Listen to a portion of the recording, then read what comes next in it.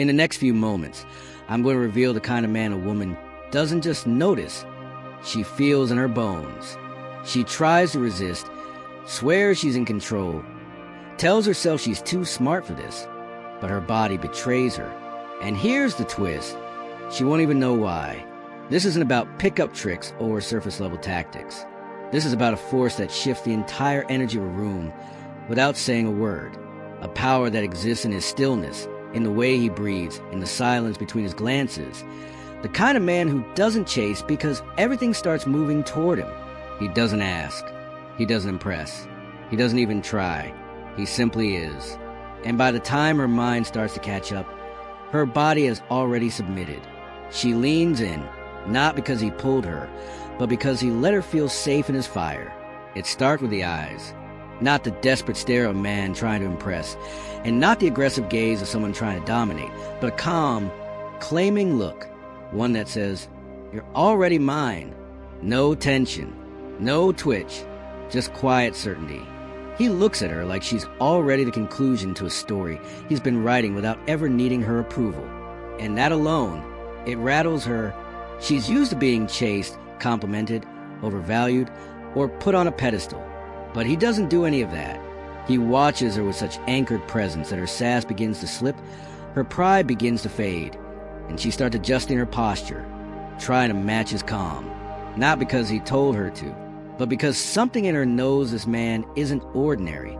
He doesn't beg for attraction. He creates the space where attraction becomes inevitable. She starts wondering how to impress him, and that's the shift. That's the moment he's already in her head, and he hasn't even touched her, because touch isn't how he leads. Presence is. You see, this man doesn't need to be vulgar. He doesn't rush the moment. He listens in a way that makes her feel exposed. He pauses when others rush. He waits when others push. And in that space, she surrenders, not out of weakness, but because her energy has found someone who doesn't flinch. He teases without words. He invites without asking. He builds tension with nothing but stillness. And that stillness, that's what makes her breath shallow. That's what makes her knees soften. That's what makes her forget how she was the one in control.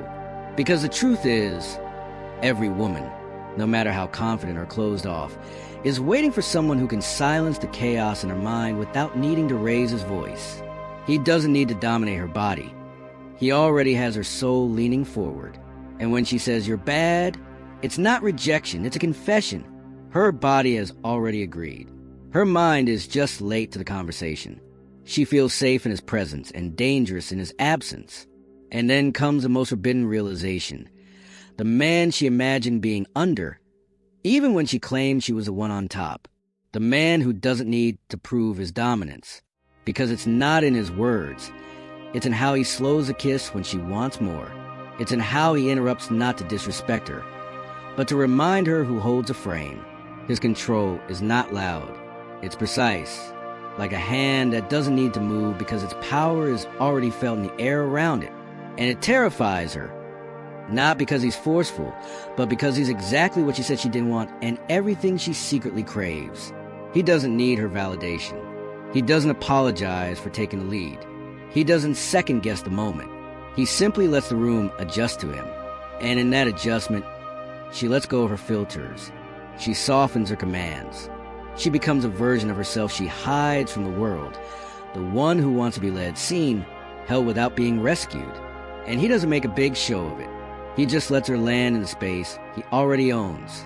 The space where her power isn't dismissed. It's redirected. Her energy bends without being broken. Her resistance dissolves, not from pressure, but from presence.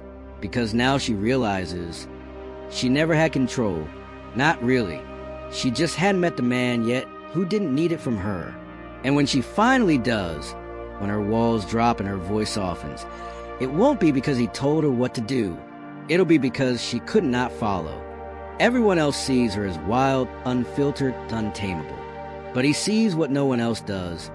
The part of her that wants to surrender. The woman beneath the armor. The woman who doesn't want to fight, but feel. She obeys him, not because he dominates her, but because he understands the version of her she hides from the mirror. Not the polished, posted, performative one, but the one who wakes up at 3 a.m. thinking about him, the man she never had, the one whose presence fills a room without making a sound, the man who speaks like his words are hands, soft, slow, deliberate. He doesn't talk for attention. He talks to connect. Every word lands like heat on her skin. He doesn't rush. He doesn't over-explain. He lets the silence seduce. And when he speaks, it's never loud. It's low, personal, intentional. He says things like, "I don't share everything. I wait for someone who listens differently." Or, "Come here not for long, just enough to remind myself how soft your neck is." Boom. She leans in. Her body reacts before her brain approves. That's not control. That's art. He doesn't ask for her obedience. He creates a feeling that makes her want to give it freely. She thinks it's her idea, but it's his design. He doesn't talk to impress. He speaks to awaken. And what awakens in her is desire without confusion. Suddenly, she's responding, opening, melting, and she won't even know where it started. His voice becomes the story she never admitted she wanted to hear.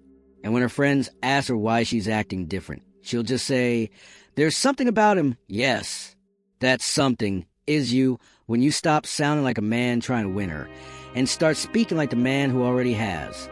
But here's where it goes deeper. The moment he says no, not with anger, not with games, with a smile, with a presence that says, "I don't need this right now. I've got myself." She says, "Come over tonight." He says, "Not tonight. I've got plans with myself." No guilt, no hesitation, just quiet boundaries that don't move. And that's when she feels it. The real power, not in what he gives her, but in what he's willing to hold back. He's not cold. He's not rude. He's just unavailable to weakness. And that kind of man, rare, wild, addictive. The more he withholds, the more she offers. The more he says, "Not yet," the more she aches for yes. That's the shift. That's the man she obeys, not because he takes control, but because he masters himself. His restraint is a rejection. It's seduction in disguise. And in her mind, even if she won't say it out loud, she's whispering, "Take me already." And when he finally does, she won't question a thing. Let me leave you with this. Right now, she's out there, confident, chaotic, posting thirst traps, running empires, drowning in DMs. But there's one man she can't forget. The one who never needed her attention because his presence demanded it. The one who didn't chase her because he knew eventually she'd follow. The man who didn't ask because she already wanted to obey. You can be that man, not by faking it, not by copying lines, but by building the presence, the power, and the stillness that silences her mind and awakens her body. Now I want to hear from you. Drop these words in the comments. I don't chase. I attract. Let's see how many real ones are still out here. Let's see how many men are done being forgotten and ready to become the one she can't stop remembering. More is coming. Stay magnetic. Stay dangerous. Stay far from weak.